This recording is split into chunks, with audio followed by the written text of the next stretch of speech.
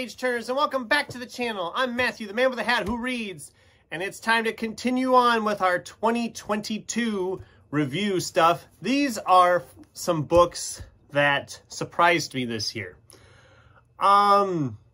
Strictly speaking, I read a lot of books, and I'm usually open to any genre, as I've said before, and I'm always willing to take chances on authors I haven't read before if the concept sounds fun.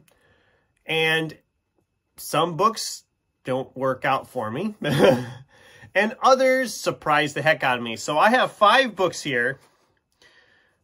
Didn't hear much about any of these through BookTube, so these were kind of pick-up ones from before, and I loved these. And these all have a chance of being in my top 10 of the year, but obviously I only have 10 slots for that. So these are kind of honorable mentions in a way, or just books that I guess surprised me that I enjoyed them more than I did. So we're just going to jump right in here. The first one up, and these are kind of in the order as I read them throughout the year. I don't have the exact times I read them, but you can probably guess. If you've been following the channel, you know about when I read them. And some of these even got reviews on the channel. So I know 2 of them for sure have reviews, and we'll talk about them when we get to them. But anyway, let's dive in. We're starting off with Brandon Sanderson's Legion, The Many Lives of Stephen Leeds. Now, a lot of people rave about Brandon Sanderson's fantasy stuff on the channel.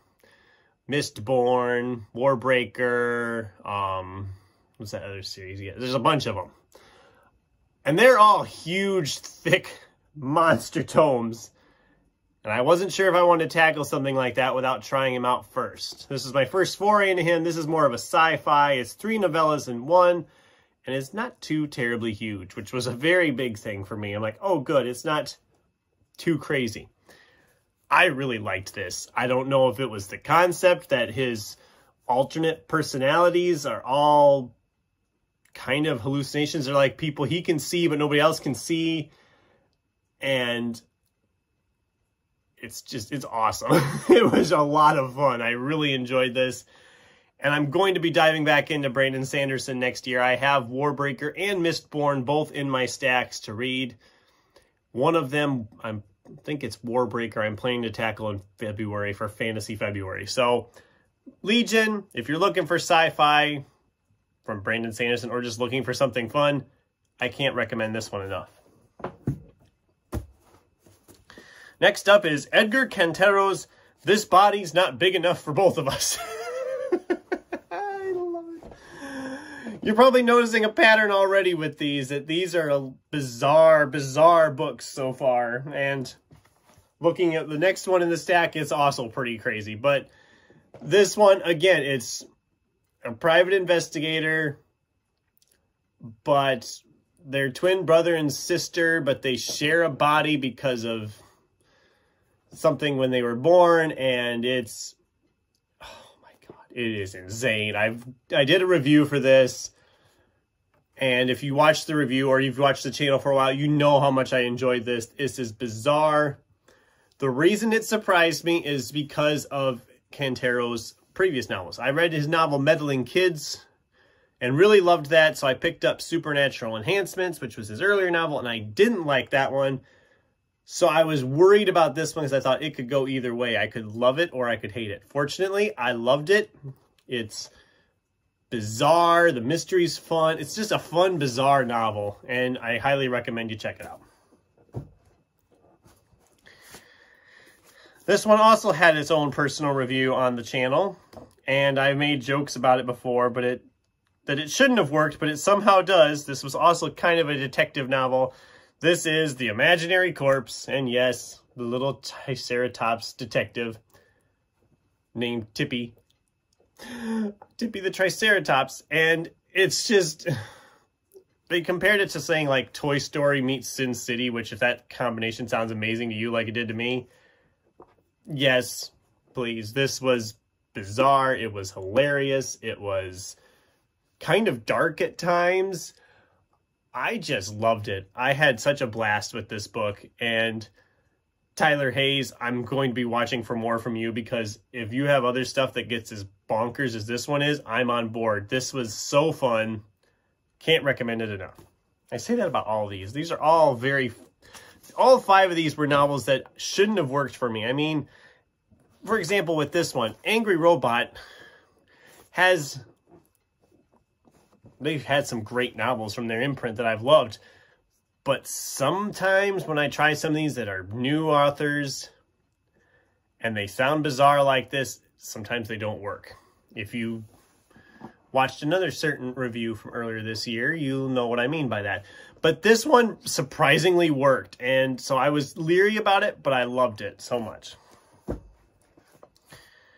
Okay, next up is Walter Tevis's The Queen's Gambit. Now, everybody was raving about the Netflix show, and everybody was raving about the show and how great it was, and I was like, I kind of want to read the book before I see the show.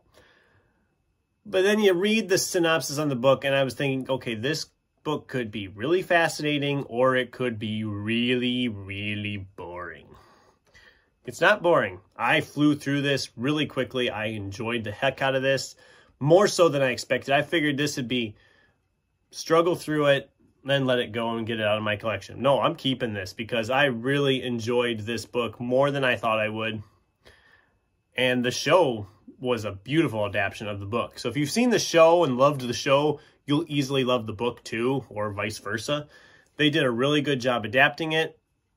Easily one of the best books I read this year. Like I said, don't know if it'll make the top 10 because there was surprisingly a lot of good books I read this year. And the 5th and final one I'm going to talk about today is Clive Barker's Books of Blood Volume 1. This is a short story collection. And yes, it says about the movie on Hulu. Don't waste your time. The movie's crap. It doesn't even follow this book that close. Clive Barker is an author I've heard a lot of good things about from people. And I tried his novel Great and Secret Show a couple years ago. And that book was it was a disappointment for me, to say the least. I thought it was way too long. It just took weird directions. I didn't love it. So I was leery to try Books of Blood, but I found it cheap. Thought I'll pick it up, give it a try. I really enjoyed this. I would love to find the other volumes or just the omnibus editions of this. So that's something I'm watching for now. But this was surprisingly creepy. The stories, every story in this volume, there's 6 stories in this volume. Outside of one of them, I loved all of them. I thought they were creepy. They were spooky. I mean, they were the perfect read for Halloween or October if you're looking for Halloween type horror reads. So if you're looking for that for next year and you haven't read this, tack this one into your list because it was fascinating and creepy all at once. So yeah, money shot. These are the 5 surprises I had this year, the big surprises. I mean, there was other books I enjoyed more than I expected, and there was plenty of books I didn't like that I expected to like, but I don't like to go into the negatives if I don't have to. And so I'm always saying how good some of these books are, but these 5, like I said, all surprised me. I figured these would all be just like, oh, these are okay. But no, I loved all of these.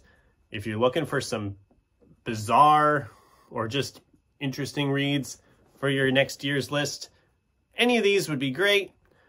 I highly recommend all of them. And yeah, what are some books you read this year that were surprises that you loved more than you expected to when you picked them up? I'd love to have a discussion going in the comments down below. Thanks for watching, and until next time, keep turning pages.